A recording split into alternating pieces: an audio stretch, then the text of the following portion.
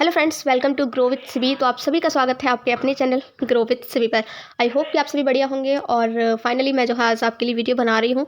At least 1 week हो चुका है और 1 वीक से एक भी वीडियो नहीं आया है। उसका रीज़न था actually I was not well and also आप सभी का सीटेट का एग्ज़ाम ओवर हो चुका है। जैसा कि आप सभी को पता था, मैं आपको सीटेट से related strategy videos and classes provide करती थी। ठीक है, अब आई थिंक जो है आप लोगों ने उसका जो है आंसर की भी चेक कर लिया होगा। ठीक है, यूट्यूब से।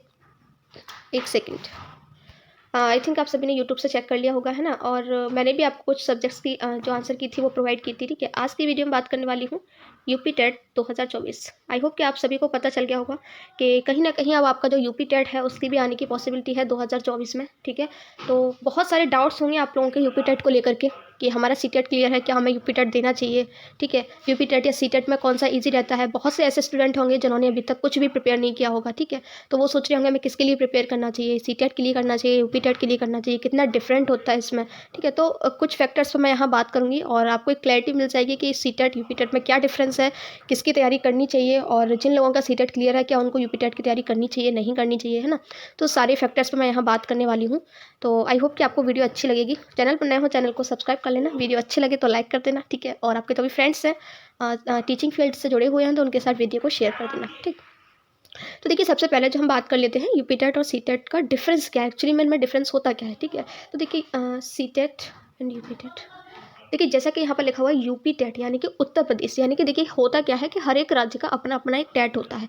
मान लीजिए जैसे कि यूपी में, जैसे उत्तर प्रदेश से अगर आप बिलोंग करते हैं तो यूपी में भी एक टेट परीक्षा होती है, टेट का एग्जाम होता है। ठीक है, अब होता क्या है कि ये अगर आप क्वालिफाई करते हैं यूपी टेट को तो आप सिर्फ only you are able to fill the form of UP teachers vacancy. ठीक है, अगर यूपी में कोई वैकेंसी निकलेगी तो आप यूपी टेट का फॉर्म फिल कर पाएंगे, चाहे वो आपकी प्राइमरी में हो चाहे वो आपकी जूनियर में हो। ठीक है, आप सभी को पता है पेपर 1 आपका प्राइमरी के लिए होता है, पेपर 2 आपका जूनियर के लिए होता है।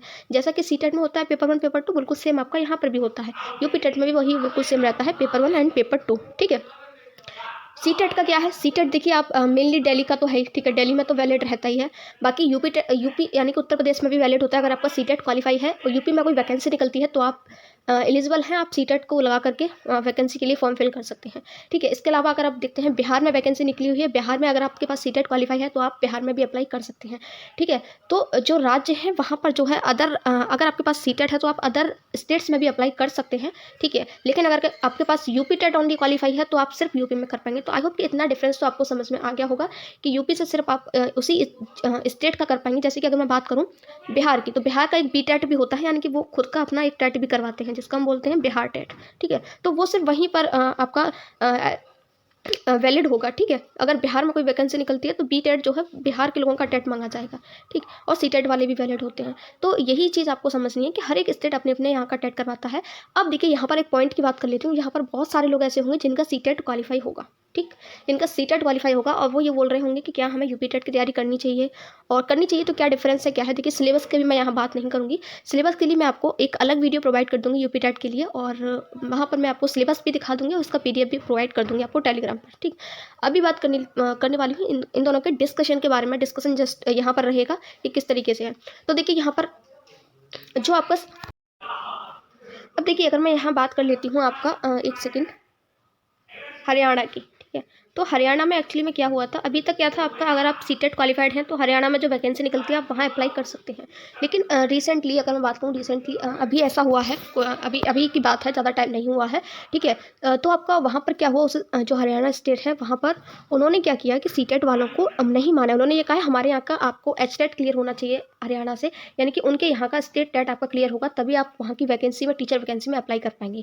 तो ये एक रीज़न है, इसीलिए मैं आपसे बोल रही हूँ। देखिए गवर्नमेंट का कुछ नहीं पता है। अगर गवर्नमेंट बोलती है सॉरी आपसे कि हमें जो है हम सिर्फ उन्हीं बच्चों को लेंगे, वही बच्चे फॉर्म फिल कर पाएंगे जिनका यूपी टेट क्लियर है, देन आप क्या करोगे, है ना। तो मेरा सजेशन आपके लिए यही है कि आप यूपी टेट का भी फॉर्म फिल करें अगर यूपी टेट का फॉर्म निकलता है, और इसको भी क्वालिफाई करके रख लें, है ना। क्वालिफाइंग एग्जाम में क्वालिफाई करके रख लीजिए। अगर आपका देखिए आपका ही बेनिफिट है, अगर आप पहले से क्लियर करके रखेंगे तो इसमें आपका ही बेनिफिट है।